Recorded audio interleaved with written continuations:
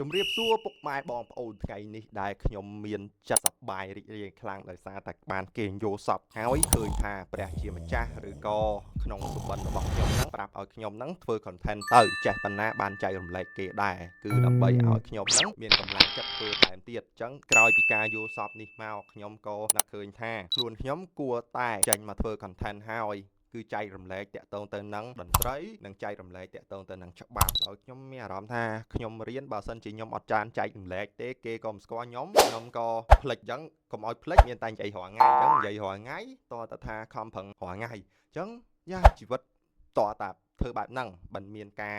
ខំបើមិនចឹងទេដេកផ្អេស្អីផ្អៀងឡូវហើយអត់បានទេអញ្ចឹងអ្នកទាំងអស់គ្នាខ្ញុំក៏និយាយលេងទេដោយសារតែខ្ញុំធ្លាប់រៀនព្យ៉ាណូពីក្មេងខ្ញុំរៀនព្យ៉ាណូពីតូចខ្លះមកដែរខ្ញុំធ្លាប់រៀនព្យ៉ាណូពីក្មេងប៉ុន្តែដោយសារតែមានការគិតឬក៏ស្មុគស្មាញភាគច្រើនណារឿងស្មុគស្មាញយើងអត់ចង់និយាយទេ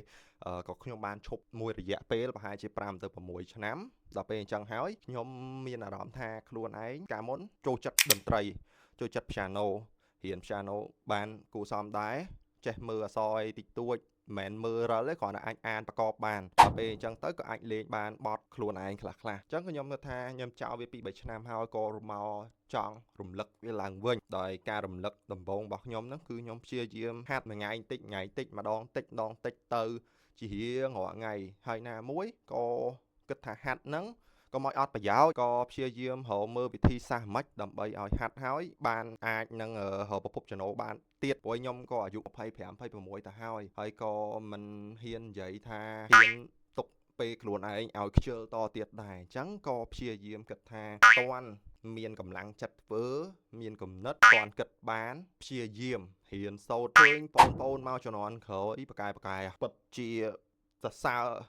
តាក់ទងនឹងតន្ត្រីនិយាយទៅគ្រប់ក្មេងដូចតកែហ្មងតែពេលយើងឃើញអូអត់បានទេខ្ញុំអត់អាចជិលបានទៀតទេត្រូវតែខំទៀតកូនប្រុសបើយកទស្សនៈមួយគេនិយាយថាចាប់ទុកតាបើមិនស៊ីមិនសងដាក់មកក្តារទៀតទៅហ្មង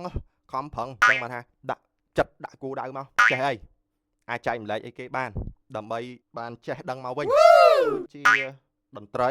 ខ្ញុំចង់ចែកម្លែកហើយមួយទៀតតកតងទៅនឹងបាប់ដែលខ្ញុំបានរៀនហ្នឹងដែលខ្ញុំបានសិក្សាហ្នឹងគឺចង់យកមកអញ្ជើញហើយក៏ចង់ចែកព័ត៌មានដែលអ្វីដែលខ្ញុំចេះដឹងតិចតួចហើយទៅកាន់ channel របស់ខ្ញុំ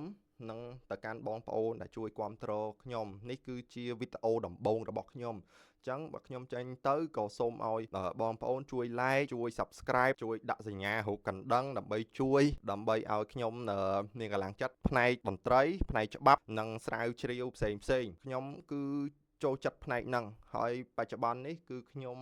សង្ងំធ្វើតែអញ្ចឹងទេប៉ុន្តែអត់អីទេខ្ញុំសូមអរគុណបងប្អូនទាំងអស់គ្នានេះគឺជាការបើកនិងជាការណែនាំខ្លួនដំបូងរបស់ខ្ញុំនិយាយទៅកាន់បងប្អូនទាំងអស់គ្នាសូមបើសិនជាមានកំហុសខុសឆ្គងក្នុងប្រការណានិងពាក្យសម្ដីកន្លែងណាខ្ញុំសូមមេត្តាកម្មាទោសនិងខន្តីអភ័យទោសទៅកាន់សំណាក់បងប្អូននិងលោកគ្រូអ្នកគ្រូសាស្ត្រាចារ្យទាំងអស់ខ្ញុំសូមអរគុណខ្ញុំចាប់ផ្ដើមដាក់ចិត្តដាក់កាយចង់ធ្វើ content អញ្ចឹងបើសិនជា